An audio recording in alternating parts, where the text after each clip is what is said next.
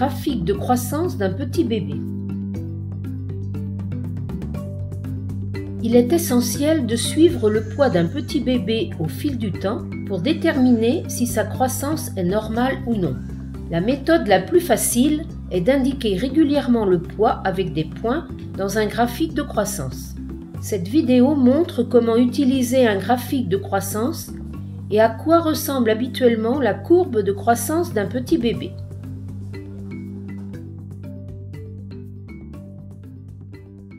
Voyons d'abord les caractéristiques d'un graphique de croissance.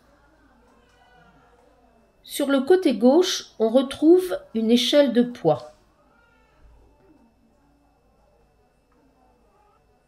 La hauteur d'une case équivaut à 25 grammes.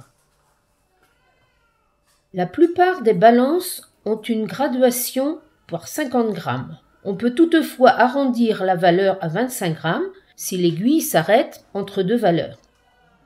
En bas du graphique, on retrouve l'âge en jours. Le jour 1 correspond au jour de la naissance.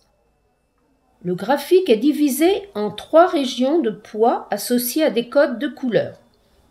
La région rouge correspond au bébé de très faible poids qui pèse moins de 1500 grammes. La région jaune correspond au bébé de faible poids qui pèse entre 1500 et 2500 grammes. La région verte correspond au bébé de poids normal qui pèse plus de 2500 grammes. Voyons maintenant la courbe de croissance normale d'un petit bébé.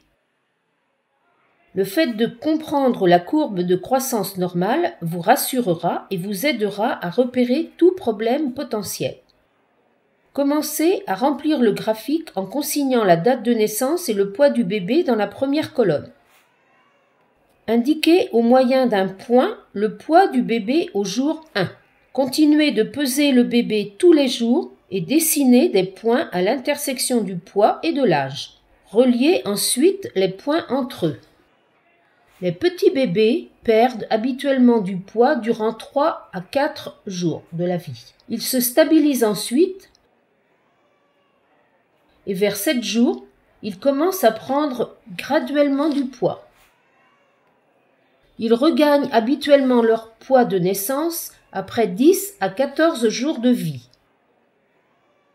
Leur prise de poids est par la suite assez stable. Un bébé dont l'alimentation est adéquate gagne environ 25 grammes par jour. Un petit bébé ne devrait pas perdre plus de 10% de son poids à la naissance. Pour calculer le poids du bébé après une perte de 10%, indiquez son poids à la naissance dans la case supérieure, éliminez le dernier chiffre pour obtenir 10% de cette valeur,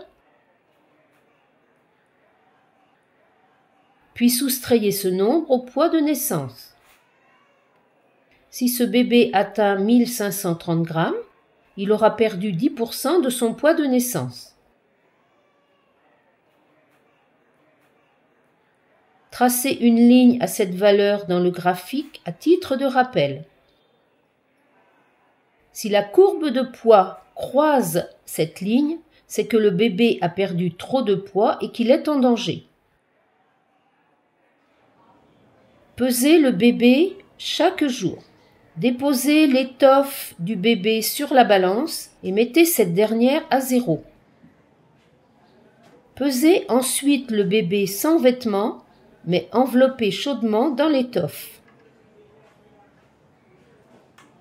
Inscrivez la date et le poids du bébé, puis indiquez quotidiennement le poids sur le graphique au moyen d'un point. Reliez ensuite les points. Étant donné que le poids quotidien varie, il vaut mieux évaluer la prise de poids sur une période de 3 à 5 jours. La courbe de croissance sur plusieurs jours permet de déterminer si un bébé se porte bien, s'il ne gagne pas de poids ou s'il en perd.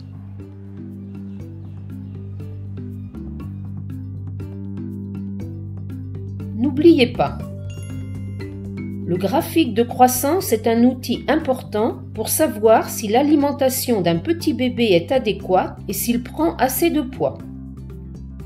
Les petits bébés perdent habituellement du poids dans leurs 3 à 4 premiers jours de vie. Ils se stabilisent ensuite et prennent graduellement du poids à partir de 7 jours.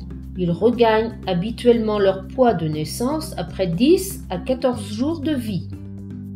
Pour savoir si le bébé perd trop de poids, tracez une ligne de valeur de son poids à la naissance, moins 10%.